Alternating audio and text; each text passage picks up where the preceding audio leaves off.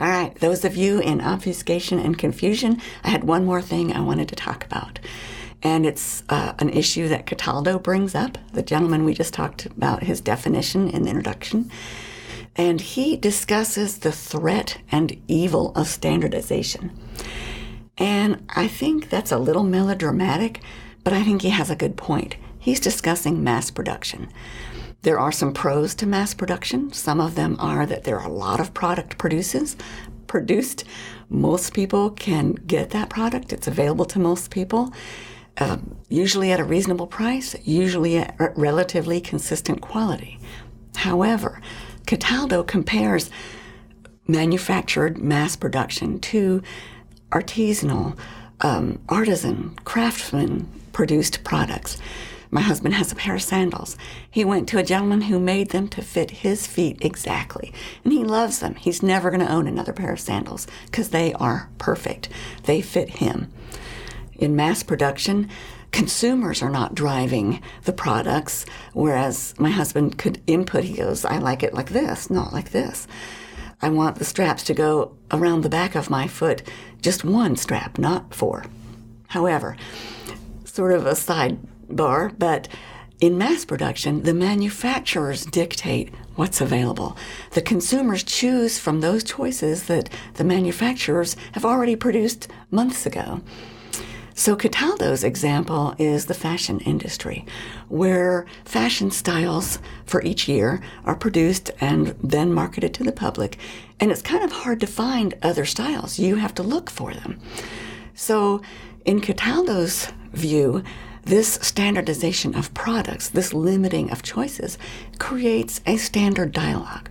So when I think of car, I think of last year's or maybe this coming year's models, and I rarely think of anything previous unless I'm thinking about it deeply, like right now, at the moment, I can think of like a Batmobile or a Model T.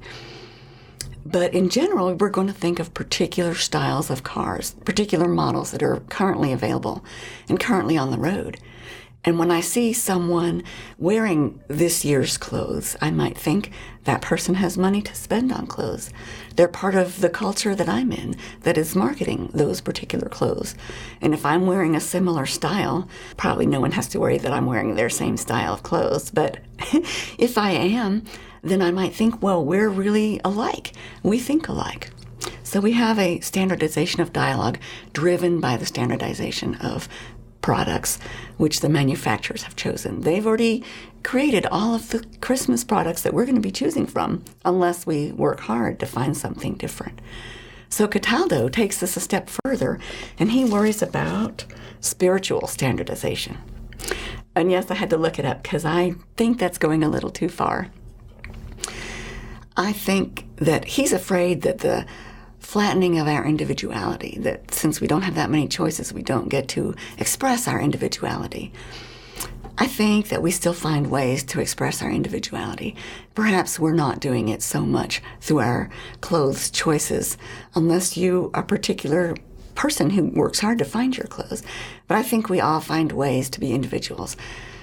And this brings us to our first week's discussion in obfuscation and confusion, that once the manufacturers have produced all these products, they market them to the public.